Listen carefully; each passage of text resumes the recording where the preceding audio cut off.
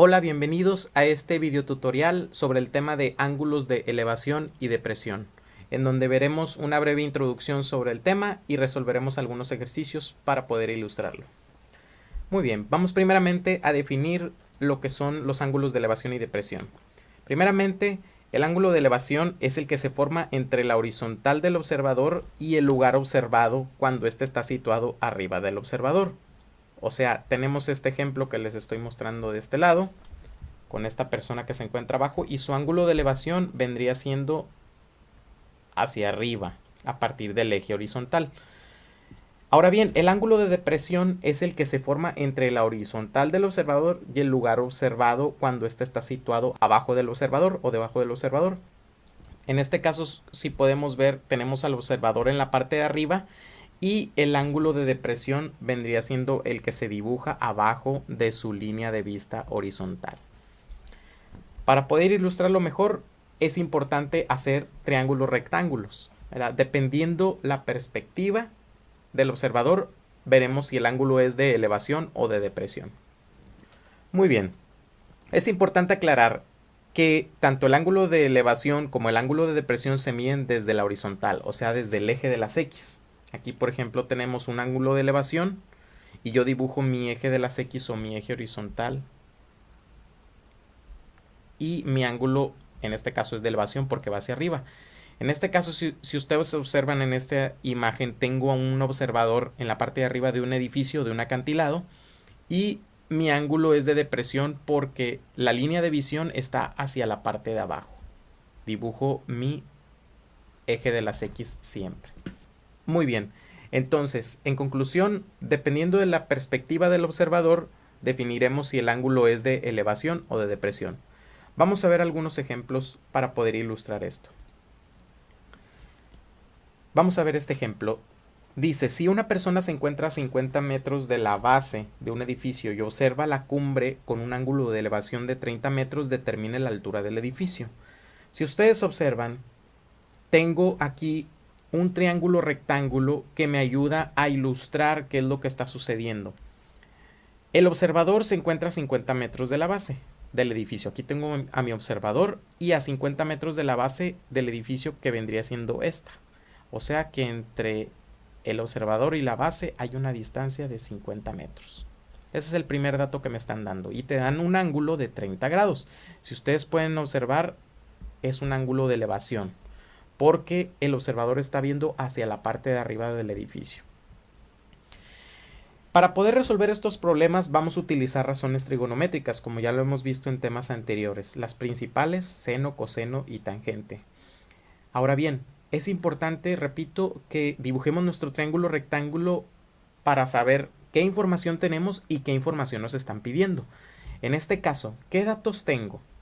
Me están dando, según este ángulo de elevación de 30 grados, vamos a llamarle ángulo teta, y me están dando su cateto adyacente, que es la distancia entre el observador y la base del edificio. En este caso son 50 metros, entonces apunto esta información que yo tengo. Cateto adyacente es igual a 50 metros. Ok, ahora la siguiente pregunta es, ¿qué me están pidiendo? La altura del edificio vendría siendo esta parte que yo estoy dibujando aquí. Con respecto a este ángulo de elevación, mi altura vendría siendo mi cateto opuesto. O sea, eso es lo que me están pidiendo. O altura, que es lo mismo. Ahora bien, las funciones trigonométricas nos van a ayudar a resolver este problema. Primeramente, tengo que observar cuál de estas tres me da la información que yo necesito. En este caso, como estoy buscando mi cateto opuesto, el cateto opuesto lo tengo en la función de seno y lo tengo en la función de tangente. Por lo tanto, puedo descartar la función coseno en automático. Ahora bien, ¿qué información me dan para yo poder resolver este ejercicio? Puedo usar seno y puedo usar tangente, pero me están dando solamente el ángulo y el cateto adyacente. El cateto adyacente lo tengo en la función tangente.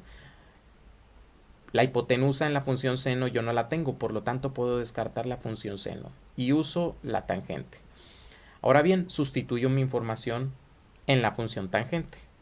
tengo que la tangente, que en este caso es de 30 grados, es igual al cateto opuesto, que es lo que estoy buscando, entre mi adyacente, que es de 50 metros.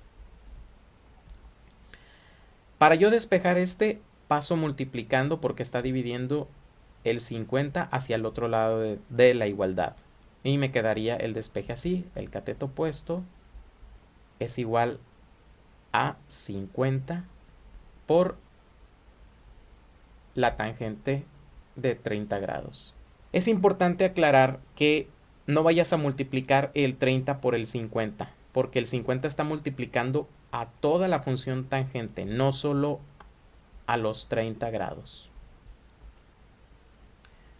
Ahora bien, la respuesta de esta operación en tu calculadora te debe de dar 28.87 metros. Esa es la altura del edificio. Como podemos observar, este tipo de problemas de ángulos de elevación y de presión nos ayudan a poder resolver alturas de edificios o información que desconocemos utilizando triángulos rectángulos. Vamos a ver otro ejemplo que nos va a ayudar a ilustrar mejor este tema. Muy bien, aquí tengo otro ejemplo con una resbaladilla. Vamos a leerlo juntos. Dice, una resbaladilla tiene una altura de 1.8 metros y tiene un ángulo de elevación de 35 grados. Determina la longitud de la rampa. El primer paso siempre es dibujar nuestro triángulo rectángulo. En este caso es muy explícito porque la resbaladilla tiene obviamente esa forma.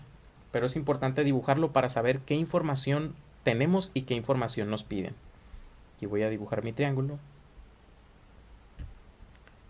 Muy bien, ahí tengo mi triángulo.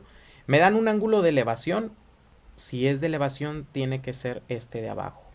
Un ángulo teta y me dan una altura de 1.8 metros. O sea, la altura de la resbaladilla es de 1.8 metros.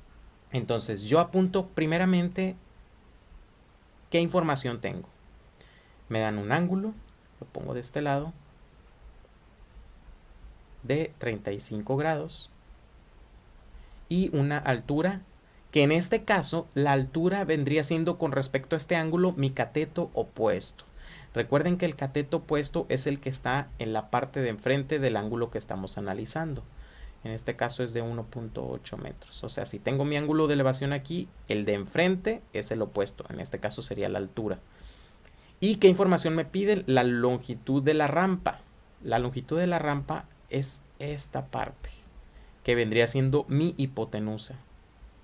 Esa es la información que me están pidiendo. Ahora, con estos datos que yo tengo y lo que me piden, analizo qué función trigonométrica tiene la hipotenusa, que es lo que quiero obtener. La hipotenusa la encuentro en la función seno y la encuentro en la función coseno. Pero, ¿qué datos ahora tengo? Tengo mi cateto opuesto y mi ángulo. El cateto opuesto lo encuentro en la función seno, por lo tanto, descarto mi función coseno.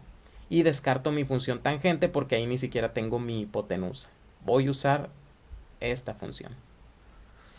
Ahora bien, sustituyo mi información. Ese es el siguiente paso. El seno de 35 grados es igual a mi cateto opuesto, que es de 1.8 metros. Esa información sí la tengo.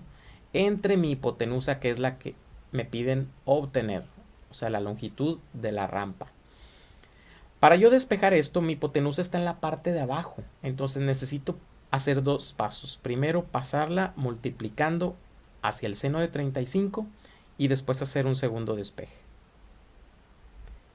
Hipotenusa por el seno de 35 grados es igual a 1.8.